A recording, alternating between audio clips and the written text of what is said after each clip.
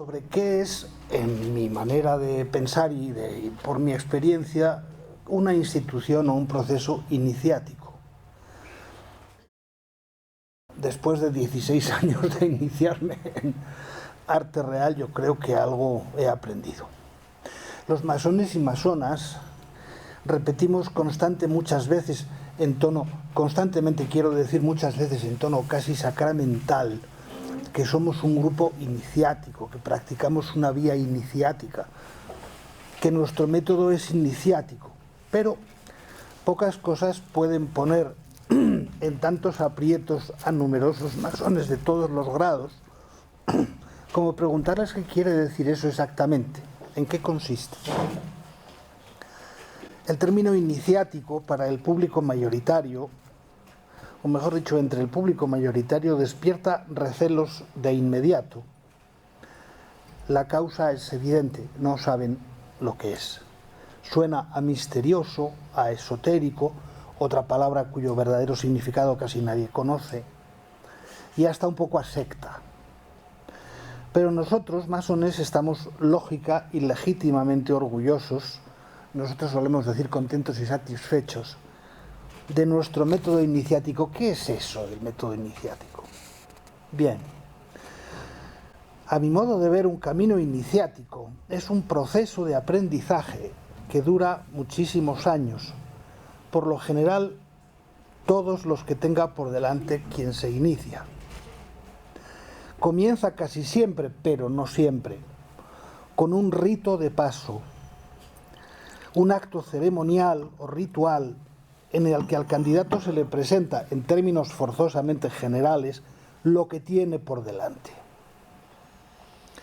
El objetivo de ese largo proceso suele ser cambiar su forma de ver la vida, de relacionarse con los demás e incluso consigo mismo. Es decir, aprender más sobre sí, sobre lo que le rodea y aprender de otra manera. El método iniciático, por definición, el estudio y el aprendizaje van siendo marcados por tiempos y por estadios o etapas que deben cumplirse. Hay alguien que observa y mide para que el progreso sea real y sólido y haga el efecto previsto en la mente y en el carácter de cada cual. ¿Por qué alguien observa y mide? Pues porque él mismo, el que observa, ya pasó por ahí y conoce las dificultades del camino. Ese es el maestro que intenta que el recién iniciado progrese, no que se estrelle ni que fracase, aunque esto es verdaderamente frecuente. Cada cierto tiempo o cada cierto volumen de experiencias adquiridas e interiorizadas, asimiladas, quienes vigilan el progreso del iniciado suelen plantearle otro rito de paso. ¿Por qué? Porque el avance del proceso lo hace necesario. Se abren nuevas ventanas de conocimiento que no podrían abrirse sin la experiencia anterior. Nuevos mundos por explorar, nuevas formas de entender las cosas. Los ritos de paso, iguales para todos, ayudan extraordinariamente a lograrlo. Esa es otra de las grandes singularidades de la masonería, el rigor pedagógico al que nos sometemos voluntariamente y cuya existencia debemos dejar muy clara ante el público, porque la masonería no es monedita de oro para caerle bien a todos. Es una élite y debemos ser muy conscientes de ello, para la cual no vale cualquiera. No todo el mundo reúne las condiciones, las aptitudes ni las actitudes para ser masón. No todo el mundo se adapta ni acepta el método iniciático. Ser masón hay que ganárselo y es difícil. ¿Tiene todo esto que les estoy diciendo algo que ver con las creencias religiosas, esotéricas, ocultistas, mágicas, astrológicas, herméticas o de 100 tipos más? No necesariamente, no siempre. Hay procesos iniciáticos en los que es indispensable ser creyente, en lo que sea. Y hay otros, como la masonería, en los que eso no es esencial. Al menos no lo es en la masonería que yo practico, que es la liberal y que por eso se llama adogmática. Si para ser masón fuese necesario profesar una religión o creer en cualquier tipo de magia, yo no podría serlo porque no participo en esas cosas, como les pasa a muchísimos de mis hermanos masones y hermanas. Y sin embargo estoy muy orgulloso del rigor iniciático de la masonería, que creo que para mí está siendo muy beneficioso, lo mismo que para no pocos de mis hermanos y hermanas. Es un método iniciático para librepensadores. Para los creyentes rigoristas e intransigentes eso es un imposible metafísico y muchas veces una herejía, así nos ha lucido el pelo desde hace 300 años. Para cualquiera que no haya sido iniciado, eso del método iniciático para librepensadores es casi la cuadratura del círculo. Pero para nosotros, o al menos para mí, es una absoluta maravilla que, por desgracia, tardé demasiado tiempo en encontrar. El sacerdocio cristiano es un proceso iniciático, sin duda, pero también lo es, o puede serlo, el ingreso en la universidad, que comienza con una prueba muy difícil y decisiva, en España se llama selectividad, y que en muchos casos cambia por completo la manera de entender el mundo que tiene la persona, y eso es gracias a los conocimientos empíricos que adquiere, desde luego, pero también gracias al perfeccionamiento de su carácter, a la vigilancia de quien le dirige a lo largo de los años, que le permite aprender y saber cómo y por qué, y luego enseñar a otros. El viaje de Don Quijote es un ejemplo clásico de viaje iniciático. El hidalgo que vela armas en una posada que él imagina ser castillo, aquel loco gracioso que sale al campo disfrazado de caballero, no tiene absolutamente nada que ver con el que regresa tiempo después, mucho más triste, mucho más vivido y mucho más sabio. Es otra persona. Y no ha necesitado de más magias que las que él llevaba dentro, en su largo combate no contra la realidad, sino contra lo prosaico de la realidad. Quien lo haya leído lo sabrá. Solo querría repetir una cosa, esto no es fácil, no vale cualquiera, esto lo demuestra el número de fracasos, que siempre es alto, en todos los métodos iniciáticos sin excepción. Nosotros hemos conseguido ser reconocidos por nuestros hermanos, esa es la única manera que tenemos los masones de definirnos a nosotros mismos. Yo no soy masón porque lo diga yo. Yo soy masón porque lo dicen mis hermanos, están de acuerdo en que yo soy masón, si no, no lo sería. Hemos conseguido ser aceptados en un lugar en el que no puede entrar al primero que se le antoja. No somos vendedores de puerta a puerta, de manuales, hágase usted estupendo en 10 lecciones. Estamos aquí y somos útiles porque gracias al método iniciático aprendemos a superar los retos que se nos plantean. No hay que disimular ni engañar a nadie, menos a nosotros mismos, diciendo que todo es muy fácil y que no hay retos. Porque sí los hay, afortunadamente para nosotros.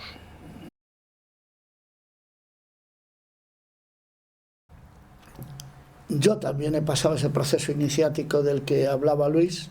Luego, a lo largo de la vida, uno pasa distintos procesos iniciáticos. Realmente uno va de un lugar a otro. Quizá la diferencia de la masonería es un proceso iniciático donde aspiras a una evolución individual dentro de un colectivo, lo cual es un método un tanto particular y peculiar, pero que parece ser que funciona. Pero bueno, no voy a extenderme sobre el tema de la masonería porque no es el tema de esto. La evolución es el arte de sobrevivir, pero la inteligencia es el arte de sobrevivirse a sí mismo. Y un poco para eso necesitamos, para sobrevivirnos a nosotros mismos, necesitamos referencias exteriores, necesitamos mentes independientes que sean capaces de ponernos sistemas referenciales.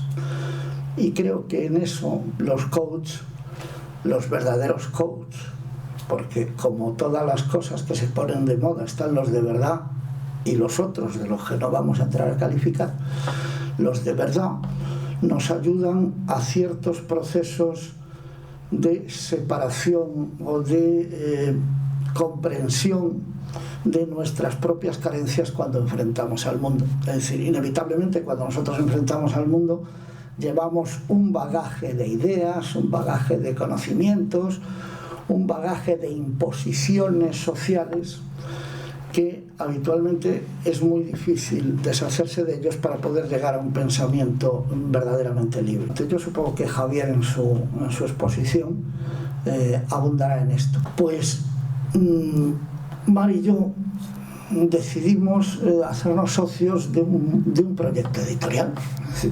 ¿Por qué? Porque somos raros seguramente, porque estamos fuera del mundo real, porque lo que nos gusta es llevar la contraria. Por algo así debe de ser, o por todas esas cosas. La forma en la que Outsider Arts va a ir presentando algunos libros.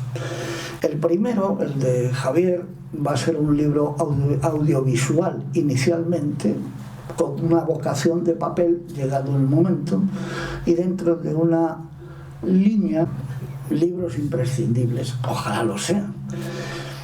Luego, otra colección que vamos a sacar, que esperamos que inaugure Luis Algorre precisamente, con una colección de artículos sobre personajes a los que identifica con animales e incluso con plantas, al que yo espero pronto unir otro mío, y se llaman libros joya.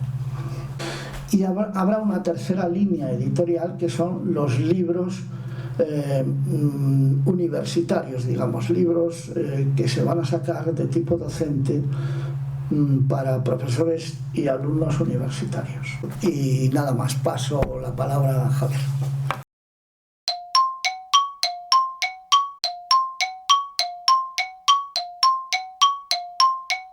No es más que un proceso de acompañamiento, donde acompañamos a la persona a conseguir sus objetivos. Un coaching no es un gabinete psicológico, no es un gabinete psiquiátrico, evidentemente. Es simplemente un gabinete que lo que queremos es desarrollo personal para que la persona tenga un mayor autoconocimiento. La persona, pensamos nosotros que tenemos todas las capacidades necesarias para afrontar cualquier situación en la vida. El tema es descubrirlas, es encontrarlas. Y lo que hacemos es acompañar a la persona a que ella misma las encuentre. Un coach nunca aconseja, nunca dice lo que tiene que hacer, porque no sabe lo que tú tienes que hacer. No hay nadie mejor que tú para saber qué tienes que hacer. Simplemente ponemos luz, ¿no? Es como somos una linterna que va alumbrando y el cliente o el coachee elige el camino que quiere seguir. Pero no somos quien nosotros para decir el camino correcto que él tiene que seguir. Desde el punto de vista de coaching de equipos, ¿por qué? Porque de alguna manera una institución iniciática no deja de ser un equipo, como una logia no deja de ser un equipo. Y con un equipo pues hay que conseguir sacar la mejor versión de ese equipo, el intentar desarrollar de alguna manera o compensar las disfunciones que se crean, que luego las veremos, y al final conseguir un equipo de alto rendimiento. Pero antes de hablar de coaching de equipos, me gustaría tener una mirada hacia el equipo desde un paso más atrás, ¿no? Y voy a hablar también de sistemas, de lo que es sistemas, de lo que es la teoría sistémica o de lo que es el pensamiento sistémico. El análisis lógico y el análisis racional, que es el que hemos sido educados, nos ayuda a poder dar luz sobre algunos aspectos y ver parte del problema, pero no es una visión global. Nosotros estamos inmersos en definitiva en un montón de sistemas. El ser humano, cada uno de nosotros somos un sistema. De hecho, dentro de nosotros llevamos un sistema circulatorio, un sistema reproductor, un sistema digestivo, un sistema nervioso, y todo sistema a su vez pertenece a un sistema superior. Se hace subsistema de sistemas superiores. Y el primer sistema, desde el momento que nacemos, es el sistema familiar. Y pertenecemos a una familia donde están nuestros padres, están nuestros abuelos, están nuestros bisabuelos, están nuestros hermanos, ¿no? Y ese es un sistema. Pero además tenemos más sistemas, ¿vale? Y estos sistemas al final conviven. Una logia es un sistema, como decía antes, una empresa es un sistema que a su vez está formado por sistemas de cada uno de los departamentos. Y cuando nos sentamos en nuestro puesto de trabajo a trabajar, no estamos solos, no somos nosotros y todo nuestro sistema familiar. Y el compañero que tenemos al lado es él y todo su sistema familiar que lleva detrás. Y esta visión nos permite salir de este razonamiento o de este análisis lógico y racional de una persona y no ver a la persona como un individuo, sino ver a la persona de una manera mucho más global, ¿no? Ver a la persona como un sistema. ¿Y qué ocurre? ¿Qué es un sistema? Pues es un sistema, no es más que un conjunto de elementos, unos elementos que están interrelacionados y que están en una constante relación de cambio. Y cada uno de los elementos que forman el sistema tiene una misión todas destinadas a cumplir los objetivos del sistema. Todo sistema tiene dos objetivos: uno es sobrevivir, que es la supervivencia, y el otro es crecer, la expansión, ¿vale? Entonces, esta unidad de elementos tiene un impacto holístico, evidentemente, que el efecto total es superior a la suma individual de cada una de las partes. Y esta es la gran potencia, la gran fuerza del sistema. Y todo sistema tiene tres principios sistémicos. Es decir, son principios que se tienen que cumplir para que un sistema pueda ser exitoso y un sistema pueda ser saludable. Y el primer principio es el principio de pertenencia.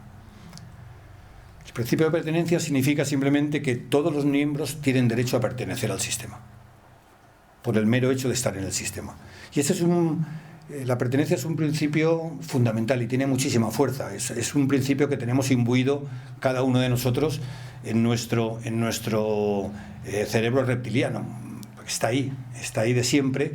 Imaginar nuestros ancestros cómo hubieran sobrevivido, cómo hubiéramos podido llegar nosotros aquí, si realmente no se hubieran unido, no hubieran formado grupos, no hubieran formado tribus, simplemente para poder comer, ¿no? Para poder cazar juntos, para poder defenderse, para poder cuidarse. Sería imposible. Con tanto, o perteneces o estás muerto. Por eso el peor castigo que puede haber es excluir a alguien. ¿Qué ocurre cuando apartamos o excluimos a alguien? Pues que entonces el sistema no puede estar bien. El sistema es imposible que esté bien. Y el excluido, queramos o no queramos, está ahí.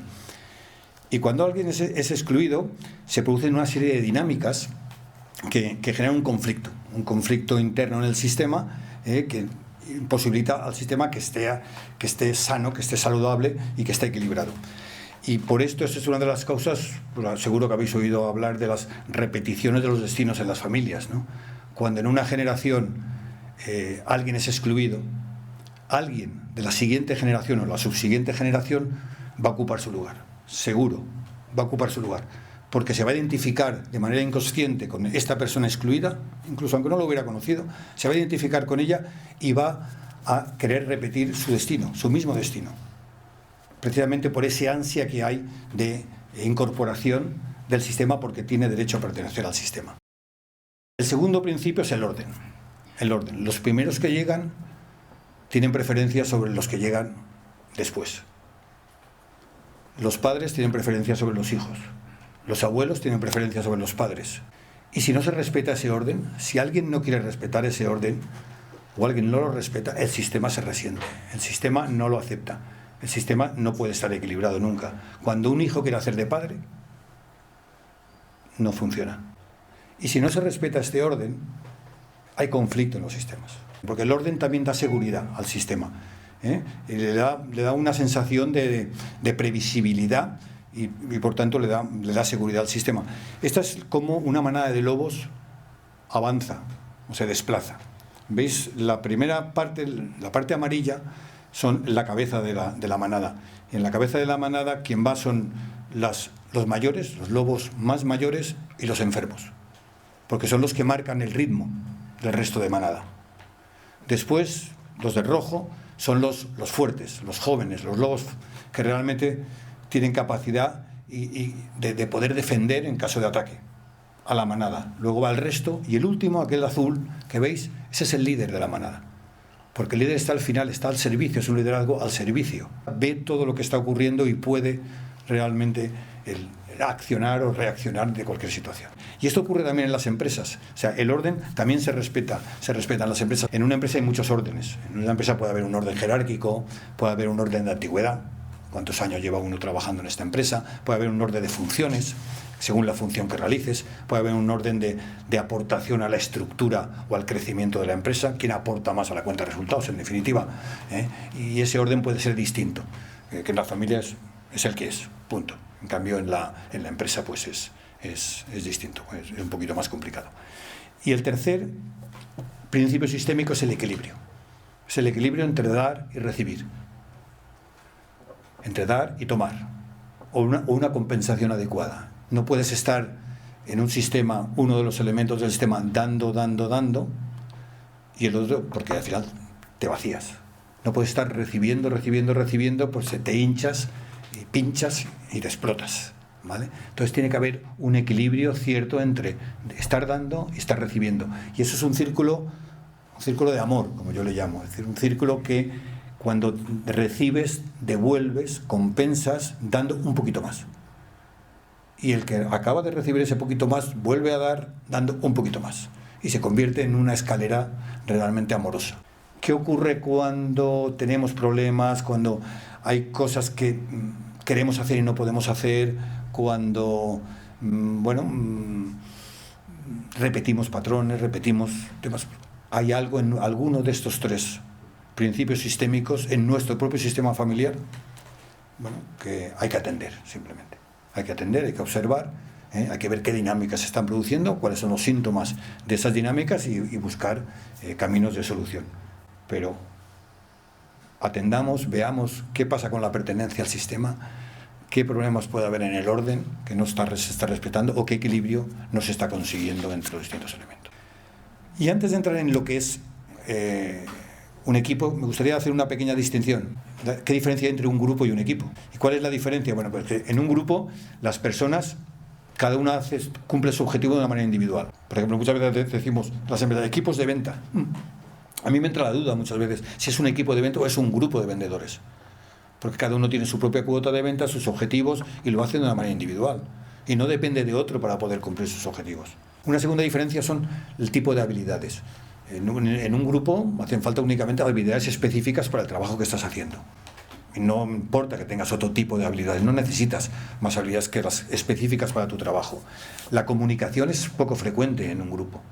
No hace falta comunicarse mucho, se puede comunicar, puedes hablar, pero la comunicación a nivel para cumplir objetivos no hace falta, porque cada uno tiene objetivos que son más bien individuales, ¿no? No hace falta tampoco recibir mucha información de otro, más que para aprender o para intercambiar experiencias, pero no más allá. En cambio, cuando estamos hablando de un equipo, en un equipo los objetivos no se pueden alcanzar si no cooperan los distintos elementos que forman ese equipo, ¿vale? No son objetivos individuales, son objetivos de equipo. Las habilidades no son específicas, son complementarias. Necesitamos habilidades complementarias porque en esa cooperación para conseguir el objetivo necesitamos distintos tipos de habilidades diferentes. La comunicación es muy frecuente, porque realmente para poder cooperar necesitas comunicarte y luego esa información se comparte, ¿no? Y es vital, ¿no? Compartir información para que el objetivo sea realmente conseguible. Y esos son 4 aspectos que detallan o que te pueden decir qué es un grupo y qué es un equipo. Entonces, si estamos hablando de equipo, y es lo que vamos a hablar ahora nosotros de equipos, pues al final un equipo está en el mismo barco, ¿no? No como estos de la foto que los de atrás dicen, bueno, pues menos mal que no, el agujero está en la otra parte del barco, no está en la nuestra, ¿no? Esto es un grupo, pero realmente cuando es un equipo estamos todos en el mismo barco, y aunque el agujero esté en una parte del barco, o nos movemos todos aquí a tapar el agujero, a quitar el agua que entra, porque al final si no nos hundiremos todos juntos. Hay diferentes tipos de equipos, ¿no? Hay equipos, sobre todo aquí lo digo por la eficiencia, ¿no? Es un equipo de la izquierda, pues poco eficiente, ¿no? Cada uno empieza por un sitio la vía del tren y al final llegan y no junta la vía del tren, y hay otro tipo de equipos. Y ahora permitirme que os ponga un pequeño vídeo. But Holland comes in for a pit stop. Time to refuel and change tires.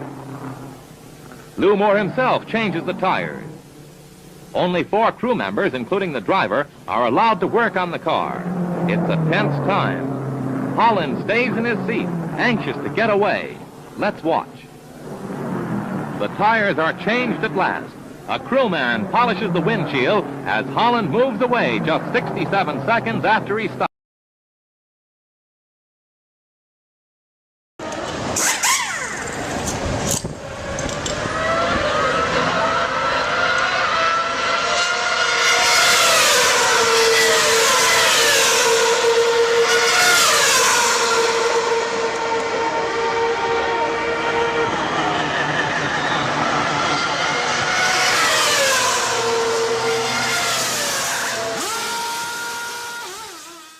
6 segundos. 6 segundos. Bueno, esa es la pequeña diferencia de ser un equipo eficiente o ser un equipo normal. Si consigues en una organización que todo el mundo reme en la misma dirección, conseguirás dominar cualquier sector, en cualquier mercado, frente a cualquier competencia y en todo momento.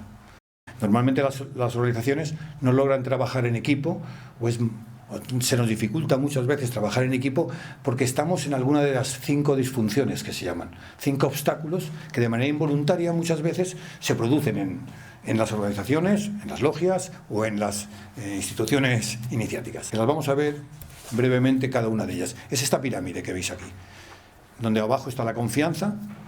La ausencia de confianza es una de las disfunciones principales en los equipos. El temor al conflicto, la falta de compromiso, evitar responsabilidades o la corresponsabilidad y por último la punta de la pirámide, que es la orientación a resultados. Al final esto es una escalera que se sube escalón a escalón. No puedes ir directamente al tercer escalón sin haber pasado por el segundo y sin haber pasado por el primero. La primera es la confianza. Bueno, la confianza, claro, es la base de cualquier relación. Relación de pareja, relación de amigos, relación de trabajo. Si no hay confianza no podemos construir absolutamente nada, ¿no? Ahora, lo importante es saber qué entendemos por confianza. Porque claro, lo contrario a la confianza no es la desconfianza. Lo contrario a la confianza es el miedo. Y cuando tenemos miedo, todo nuestro mundo se convierte en algo como peligroso, ¿no? Como algo que hay que tener mucho cuidado, es amenazante. Y cuando se desconfía de alguien, solo puede establecer relaciones basadas en el poder, en el mando y ordeno, porque no hay confianza. Esto es lo que pasa cuando un jefe desconfía de sus colaboradores. Normalmente lo que hace es establece procesos de supervisión muy estrictos, que lo que producen es que limitan la capacidad de acción, la capacidad de innovación, la capacidad de creatividad de los equipos, y eso lleva fundamentalmente a la desmotivación y a la falta de compromiso. Y muchas veces hablamos de confianza como si fuera algo que no es nuestro, que es del otro, ¿no? ¿Cuántas veces hemos oído la frase, no, te tienes que ganar mi confianza? No, he perdido la confianza en ti.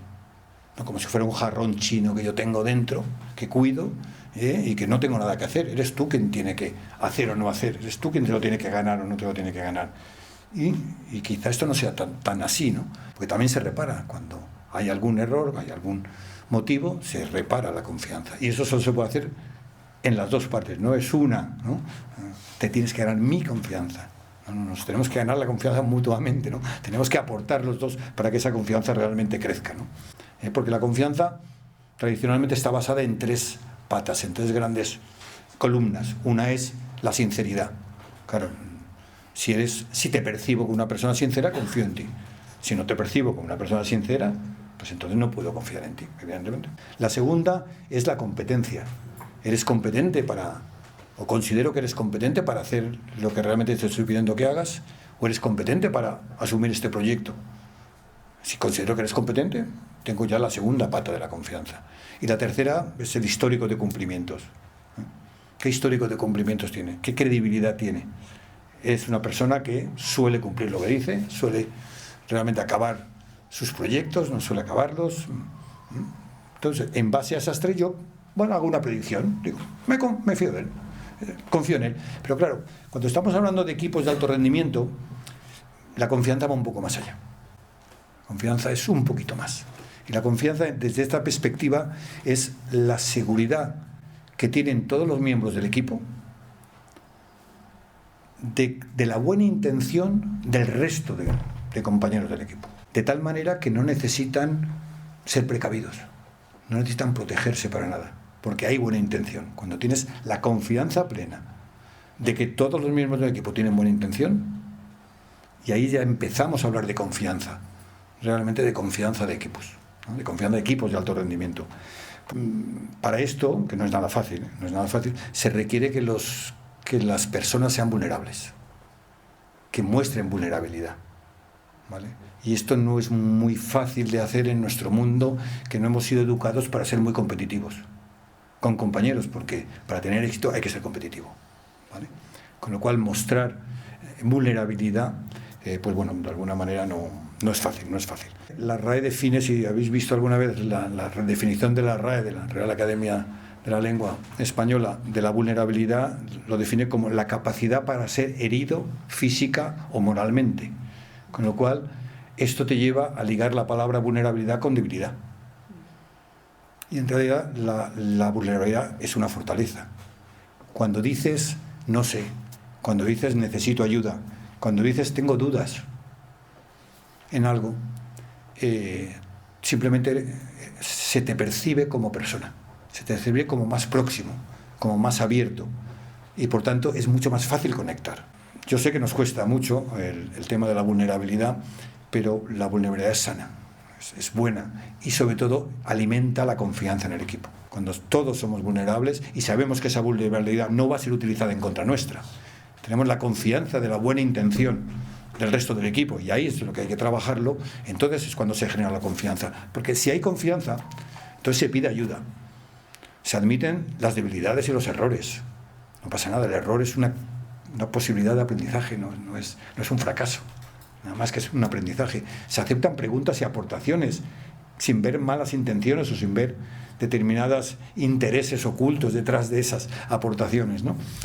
Se concede el beneficio de la duda.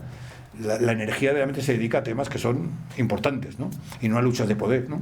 Y se ofrecen y se aceptan disculpas, pero para eso tiene que haber confianza. Y esa es la primera parte de la pirámide, la confianza. Podemos pasar a la segunda, que es la gestión del conflicto. Pero si no hay confianza es imposible que haya conflicto. Y lo que hay cuando no hay confianza, no hay conflicto, lo que hay es una armonía artificial. Aquí todos nos llevamos muy bien, nadie se mete con nadie, nadie dice nada. El tema es encontrar o abordar el conflicto en el momento adecuado. No dejar que el conflicto vaya creciendo, la bola se vaya haciendo más grande, entonces abordas el conflicto cuando ha estallado. Claro, cuando abordas el conflicto cuando ha estallado es mucho más difícil de solucionar. Pero bueno, puede haber una disparidad de criterios y eso no es un conflicto. Ahora, si lo dejas, o lo abordas o está. O lo has tenido la precaución de atender el conflicto, de prever que se va a producir un conflicto e intentas evitar que se empiece a producir, o cuando se empieza a producir lo abordas. Lo abordas y se gestiona, y se soluciona, y se avanza de esa manera. Y en muchas organizaciones el conflicto es algo como tabú, ¿no? Sobre todo cuando subes a altas direcciones, hay directivos que gastan muchísimo esfuerzo, energía y tiempo en evitar el conflicto. No quieren, parece que les da miedo que haya conflictos, parece que eso es malo para el equipo. Bueno, antes de nada, una cosa importante, ¿qué es un conflicto? Bueno, conflicto, ahí he subrayado palabras importantes de conflicto, ¿no? Son situaciones que son temporales, donde hay un desacuerdo, donde las posiciones, los intereses, los valores de cada una de las partes pues son diferentes y son incompatibles, y hay emociones y sentimientos. Por eso es muy importante este tema, a mí me gusta mucho, es el iceberg del conflicto. Cuando digo que un conflicto, la gente dice, bueno, que mañana ha pasado, vamos a dejarlo ahí, lo que estamos viendo es la punta del iceberg nada más, el principio del iceberg, que son comportamientos. Ves el comportamiento, pero lo que no estás viendo y lo que realmente es lo que hay que atender para resolver el conflicto es lo que hay debajo, y que son necesidades, son creencias, son emociones. Y eso es realmente lo importante para resolver el conflicto, no el comportamiento, no la posición que uno adopta en la punta del iceberg, sino ver debajo del iceberg. Se resuelven problemas mucho más rápidamente, porque vas más al grano, el tiro. Las luchas del poder se minimizan y luego se responde en vez de reaccionar. Estamos muy acostumbrados a reaccionar. Oye, pasa algo delante de nosotros, nosotros reaccionamos, que es lo que nos pide el cuerpo. Devolvemos lo que el estómago nos está pidiendo. Cuando respondes simplemente filtras, lo ves, evalúas tu emoción. Sabéis que la emoción es el paso previo a la acción. Según la emoción que tengas te va a permitir determinados comportamientos o no. Ves si es la emoción más adecuada y en base a eso respondes. Bueno, ya tenemos 2 pasos. Ha habido confianza, hemos sabido desarrollar la confianza porque hay vulnerabilidad en los miembros del equipo. Dejamos aflorar entonces el conflicto, gestionamos ese conflicto, se soluciona el conflicto y seguimos creciendo y seguimos teniendo conflictos porque es algo innato en el ser humano y es bueno, el conflicto no es malo, es bueno, y ya podemos pasar al siguiente paso, que es el compromiso. El compromiso, pues ahí depende de 2 grandes cosas, 2 cosas. Uno es la claridad y otro es la aceptación. Nadie se puede comprometer con algo que no entiende. Por tanto, cuando pidas el compromiso de alguien, sé muy claro. Instrucciones claras, planteamientos claros, concretos, limitados. Y lo segundo es la aceptación. Ahora hablaremos de la aceptación. Y los grandes enemigos del compromiso son dos también, son dos. El consenso y la necesidad de certidumbre. O sea, estamos acostumbrados o creemos que hay que estar de acuerdo, todos tenemos que estar de acuerdo en todo, y no es así. O sea, lo importante no es estar de acuerdo, que todos estén de acuerdo con lo que yo estoy diciendo ahora. Lo importante es que a cada uno de nosotros se nos permita decir lo que pensamos, se nos permita exponer nuestra opinión. Los sistemas lo que quieren es que se escuchen todas las voces. Hay que escuchar todas las voces. Luego, en esta ocasión te podrán hacer caso, estarán de acuerdo contigo o no estarán de acuerdo contigo. Pero al final, no es verdad que todo haya un consenso del 100%. Claro, lo importante es aceptar, aunque no estés totalmente de acuerdo, aceptar. Estés o no totalmente de acuerdo, pero tu voz se ha escuchado. La próxima vez quizá tengas más éxito, ¿no?, en tu exposición o en tu tratar de convencer a los demás en algún punto. Y la segunda es la certidumbre, ¿no? A mí me hace mucha gracia porque a todos nos gusta mucho la certidumbre, ¿no? Que todo sea previsible, tenerlo todo controlado.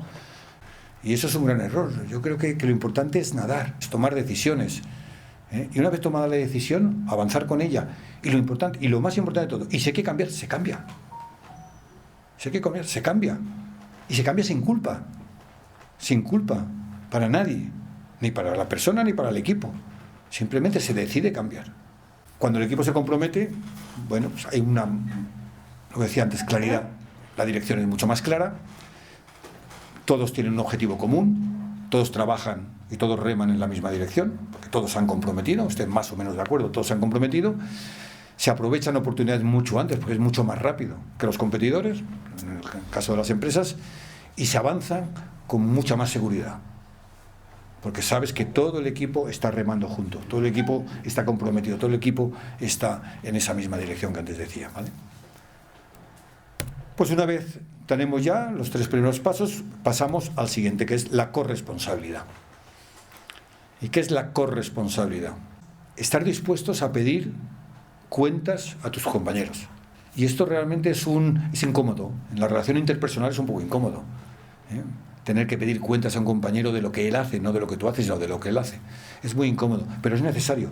Porque ¿qué ocurre al final un proceso es una serie de inputs y un output. Hay un entregable, ¿no? Al final, algo que se entrega. Y el A es A más B más C más D, da el resultado.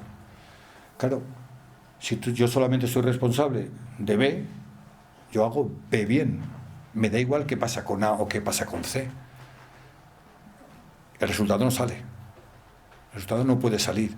Cuando tú estás comprometido, cuando tú eres corresponsable de todo el proceso, aunque no es tu área, aunque no te toca, aunque no es tu parte, pero das tu opinión. O puedes decirle a tu compañero, porque hay corresponsabilidad, de que tú ves que hay algo que está perjudicando al equipo. O está ralentizando la marcha. Y lo dices, y el otro lo agradece.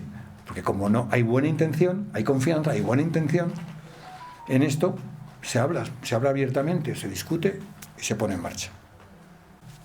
Y eso solo se puede conseguir cuando realmente el equipo se hace responsable de todo el proceso, no se hace responsable solo de su trabajo, ¿no? Porque cuando eres corresponsable, bueno, pues te aseguras que quienes no rinden reciban presiones. Eso es bueno también, de vez en cuando, para mejorar. Bueno, eso son las reglas del juego, está aceptado por todos, ¿eh? Se identifican mucho más rápidamente los problemas, porque hay una colaboración y una cooperación entre todos. Se establece altos estándares, si no se entra en una ambigüedad tremenda, nadie sabe, todo está en el aire, no, aquí los estándares están claros y son altos además, y se evita burocracia, ¿no? Se evita burocracia de no es mío, es tuyo, es del otro, es no sé qué, bueno, se va atacando. Y por último, pues tenemos el último paso, la cúspide de la pirámide, la orientación al resultado. Entonces el equipo ya se orienta totalmente al resultado colectivo, que es el importante, no es el resultado individual. Es una capacidad de retención de talento mucho más grande, sobre todo empleados que están muy orientados al logro, se minimizan las conductas individualistas, porque ya no es tu resultado individual o es tu objetivo individual, sino es el resultado de todo el equipo, se goza mucho más con el éxito, es un éxito compartido, y se evitan muchas distracciones. Y ahí, con estos 5 disfunciones que ocurren en todos los equipos, trabajando esas 5 disfunciones una detrás de la otra, se va ascendiendo la pirámide hasta llegar a este punto importante. Y al final, este es un poco el proceso, ¿no?, de los equipos de alto rendimiento. Tiene que haber un propósito común, esta es la razón para cooperar, tiene que haber unos roles claros de cada uno de los miembros que forman el equipo, se tiene que aceptar el liderazgo común, porque estamos hablando de liderazgo, todos son líderes, aquí no hay un líder que manda y otros obedecen, todos hacen de líderes de alguna manera. Cuando estamos hablando de equipos de alto rendimiento, todos opinan, todos hablan con otros, todos pueden establecer y hablar con otros departamentos, con otras áreas, aunque no sea la suya. Se acepta esta figura de liderazgo común, los procesos son muy efectivos, hay unos buenos procesos desarrollados, estoy hablando más de empresas, hay unas relaciones muy sólidas porque hay una confianza realmente muy trabajada y basada en la vulnerabilidad. Hay un conocimiento profundo de con quién estoy yo trabajando. Y por último, la comunicación. Que hay una excelente comunicación. Y eso son todas las cosas necesarias para que realmente al final obtengamos un equipo de alto rendimiento. ¿Vale? Y esto es lo que quería contar. Muchísimas gracias. Magnífico. Muy bien.